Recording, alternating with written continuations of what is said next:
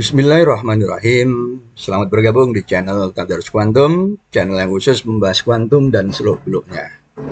Pada video TK titik PS4, saya akan jelaskan ketakpastian Heisenberg untuk sistem osilator harmonik. Sebelumnya, kita sambut terlebih dulu tahun 2025 sebagai Tahun Internasional Sains dan Teknologi Kuantum. Kita melihat fakta empirik yang menyebutkan bahwa bangsa yang eksis adalah mereka yang menguasai sains fundamental. Karena itu, no science, no future. Pada saat yang sama, no physics, no science, and no quantum, no physics. Then, no quantum, no future. Baik, soal yang akan kita bahas saat ini adalah tentukan ketakpastian Heisenberg delta X delta P bagi setiap keadaan osilator harmonik. Atau hitung ketakpastian Heisenberg delta X delta P untuk osilator. Penyelesaian atau jawab. Nah, untuk osilator harmonik, kita menggunakan formula yang sama untuk simpangan delta X maupun simpangan delta P. Hanya saja di dalam menghitung rata-rata X kuadrat atau kuadrat rata-rata X juga rata-rata P kuadrat dan kuadrat rata-rata P, kita tidak menghitung secara langsung baik diferensial maupun integral terhadap fungsi gelombang. Melainkan kita menggunakan sifat dari operator X yang bekerja pada fungsi Pn, juga operator momentum P yang bekerja pada Pn. Dan sifat ortonormalitas fungsi gelombang osilator harmonik. Nah, sifat-sifat inilah yang kita gunakan. Nah, dengan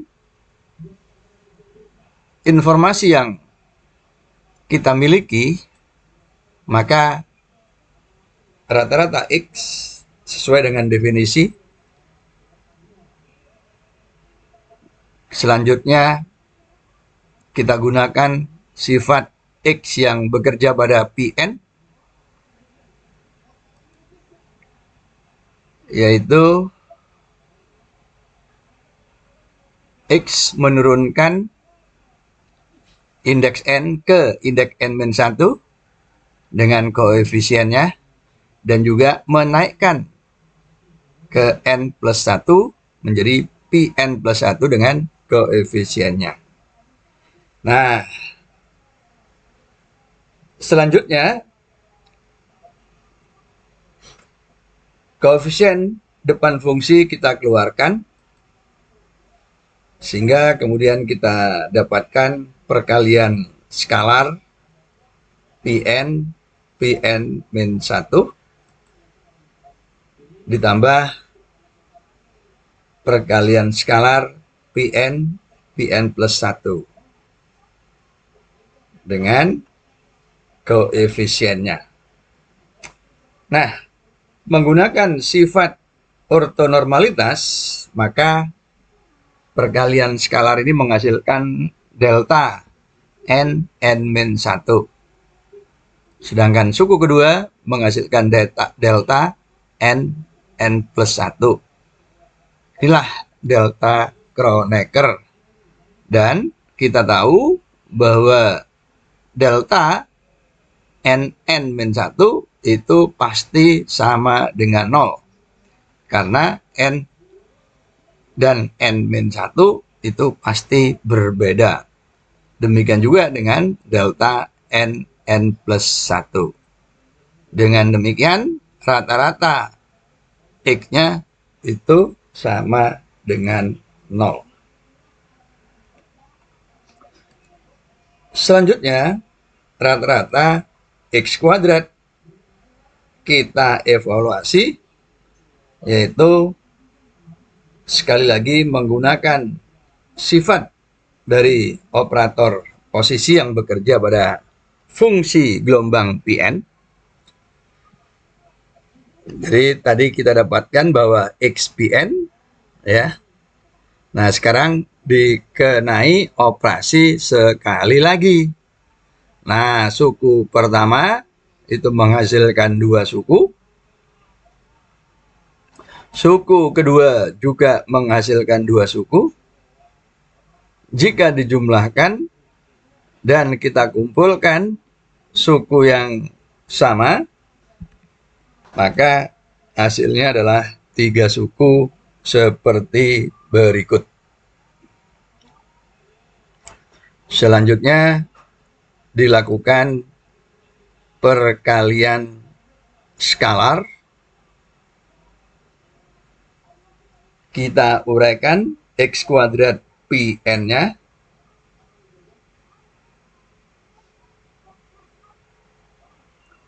Nah, suku pertama itu produk skalarnya menghasilkan delta n-2. Suku kedua delta nn. Suku ketiga delta nn plus 2. Nah, delta nn-2 sama dengan 0. Sedangkan delta nn sama dengan 1. Dan delta nn plus 2 sama dengan 0. Dengan demikian, rata-rata X kuadratnya itu sama dengan coret per 2M omega kali 2N plus 1. Nah, dengan demikian, simpangan delta X-nya sama dengan akar coret per 2M omega 2N plus 1. Nah, selanjutnya dengan cara serupa kita hitung simpangan momentum. Rata-rata P sesuai dengan definisi. Selanjutnya dari sifat operasi P pada Pn, kemudian skalar koefisien dikeluarkan dari produk skalar di suku kedua. Nah, produk skalar suku pertama menghasilkan delta n-1. Produk skalar suku kedua menghasilkan n plus 1. Nah, masing-masing ini sama dengan 0. Sehingga rata-rata P juga sama dengan 0. Nah, selanjutnya rata-rata momentum kuadrat. Nah, terlebih dulu kita lihat operasi P kuadrat pada Pn. Operasi pertama P Pn, nah, disusul operasi yang kedua. Nah, suku pertamanya menghasilkan 2 suku baru.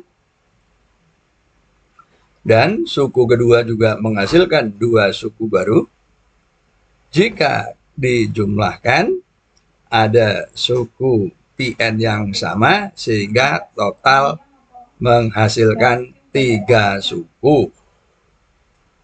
Nah, dengan demikian produk skalarnya juga ada 3. Yang pertama menghasilkan delta N, N-2. Yang kedua delta NN. Yang ketiga delta N, N+2. Nah, delta N, N-2 sama dengan 0. Delta N, N sama dengan 1. Delta N, N+2 sama dengan 0. Jadi, suku yang tidak lenyap hanya suku kedua. Hasilnya seperti ini, sehingga delta P-nya adalah akar MH coret omega kali 2N plus 1 per 2. Dengan demikian, delta X, delta P, atau ketakpastian Heisenberg-nya sama dengan H coret per 2 kali 2N plus 1.